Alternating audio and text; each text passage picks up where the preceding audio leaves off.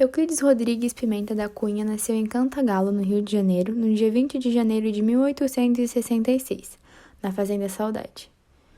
Euclides ingressou aos 19 anos na Escola Politécnica, onde cursou um ano de Engenharia Civil.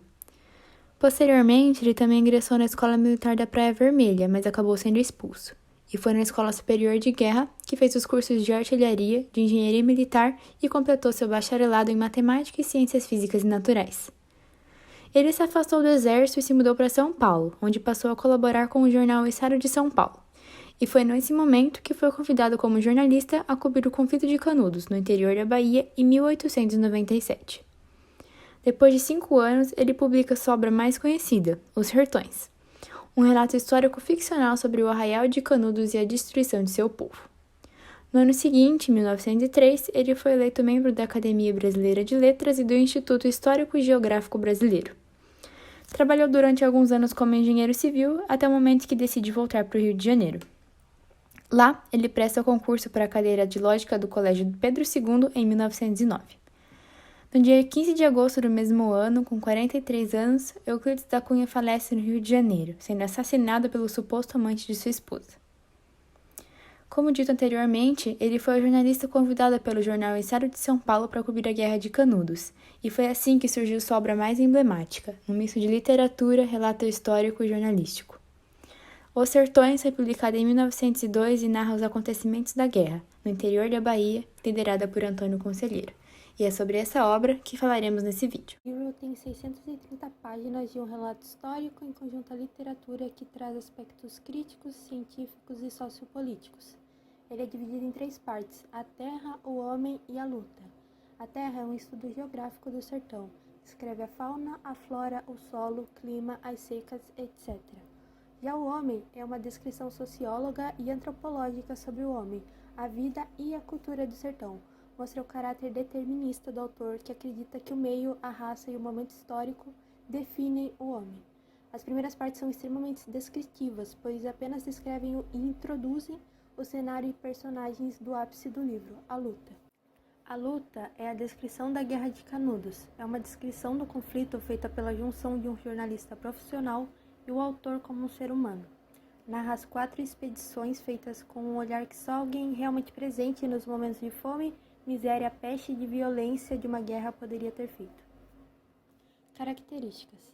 Primeira, a linguagem técnica. Principalmente em A Terra, são usados muitos termos específicos da geografia. Realismo. Sem romantização, os fatos foram descritos como realmente ocorreram. Cientificista. Aspectos da geografia, geologia, sociologia, história e antropologia são facilmente encontrados na obra. Determinista. Pessoas são determinadas pelo meio, pela raça e pelo momento histórico em que vivem. Jornalística. Apuração, investigação e apresentação dos fatos, com uma conotação lírica por trás. Descritiva. As 3 partes do livro descrevem aspectos diferentes. O autor também ficou marcado por ser um dos primeiros a mostrar uma face realista do Brasil, de desigualdade e miséria em algumas áreas, as menos conhecidas e afastadas do litoral sudeste do país. O enredo da obra é completamente apresentado na região nordestina, sendo que a terceira parte do livro tem o foco principal no Arraial dos Canudos. O tempo é cronológico e se passa entre 1896 e 1897 aproximadamente. Como já citado, as 3 partes que constituem o livro são a terra, o homem e a luta. A primeira faz a descrição do ambiente, do sertão e da seca. A segunda do homem e de sua vida e costumes no sertão. E por último, a terceira parte retrata a Guerra de Canudos propriamente dita. É na segunda parte do livro, relacionando o homem com o meio em que ele vive, que foi descrito na primeira parte, que o autor passa a retratar trechos da vida de Antônio Conselheiro, o líder dos Canudos. A terceira parte conta detalhadamente o conflito e o porquê de todos os ocorridos. Em resumo, Antônio Conselheiro, que era líder do Arraial de Canudos, encomendou madeira para a construção de uma igreja no local. Porém, a entrega não foi realizada, o que resultou em uma ameaça de ataque à cidade de Juazeiro. Como o juiz da região não conseguiu resolver o problema sozinho, solicitou a ajuda do governador da Bahia, que por sua vez solicitou a ajuda das tropas federais, sendo que as primeiras acabaram não resistindo às condições de vida nordestinas, favorecendo os Canudos. Inúmeras tropas foram enviadas até que em um momento as tropas com mais preparo conseguiram enfrentar os Canudos, dizimando esta população e deixando apenas como sobreviventes uma criança, um idoso e 2 adultos. Antônio Conselheiro foi morto e sua cabeça foi decapitada, servindo de troféu para os vencedores. Os principais personagens da obra são o Antônio Conselheiro, que era um líder religioso e um profeta em Canudos. Prudente de Moraes, que era o presidente do Brasil e que decretou Antônio Conselheiro como um revolucionário contra a República. Tenente Pires Ferreira, que comandou a primeira expedição contra Canudos. Coronel Moreira César, que comandou a terceira expedição contra Canudos e saiu derrotado.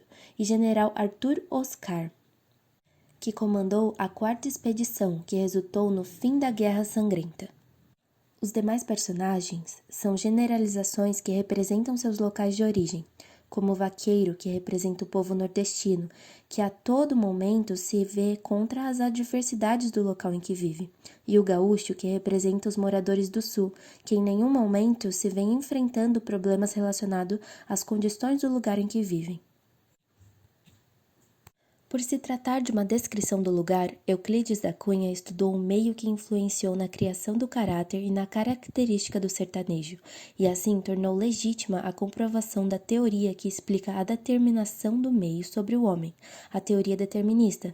Portanto, tal obra mostra uma visão ufanista e ingênua do país. A obra Os Sertões dá início ao que se chama de pré-modernismo da literatura brasileira.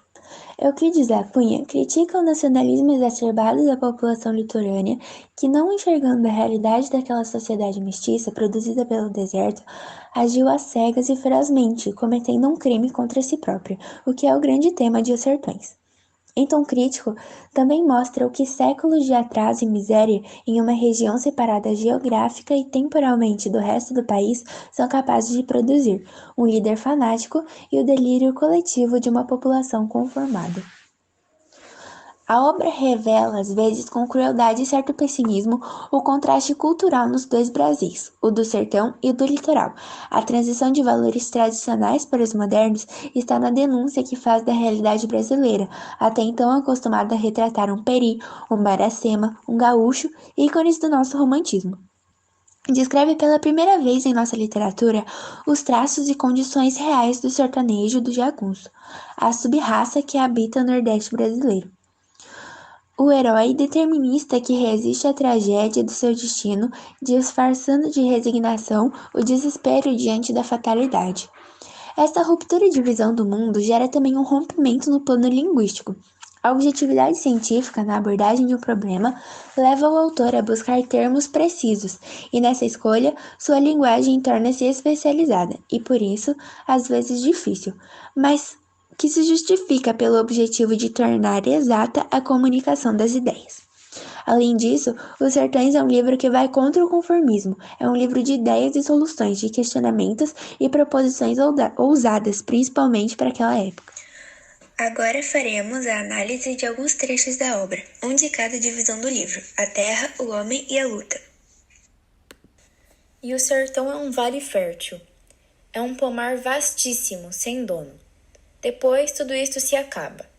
Voltam os dias torturantes, a atmosfera asfixiadora, o empedramento do solo, a nudez da flora e, nas ocasiões em que os estios se ligam sem a intermitência das chuvas, o espasmo assombrador da seca. Esse é um trecho da primeira parte do livro, A Terra. Nesse trecho, o autor se dedica a descrever a paisagem do sertão, relatando e criando um cenário pessimista e desagradável, onde prevalece a seca e a ausência de vida, apresentando assim algumas características do autor, como a apresentação de fatos históricos. O sertanejo é, antes de tudo, um forte. Não tem o raquitismo exaustivo dos mestiços neurastênicos do litoral. A sua aparência, entretanto, ao primeiro lance de vista, revela o contrário.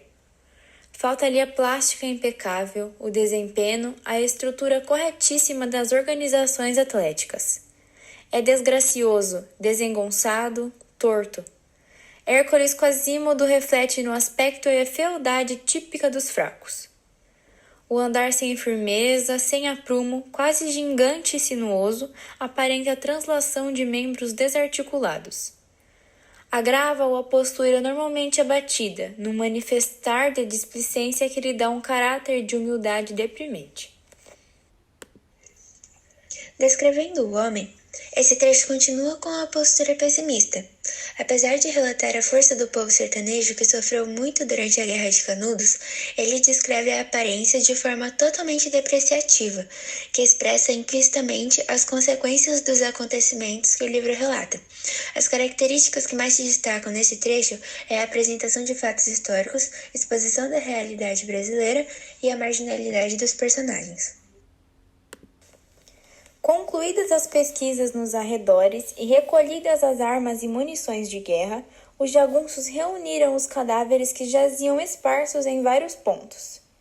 Decapitaram-nos e queimaram os corpos. Alinharam depois, nas duas bordas da estrada, as cabeças, regularmente espaçadas, fronteando-se faces volvidas para o caminho.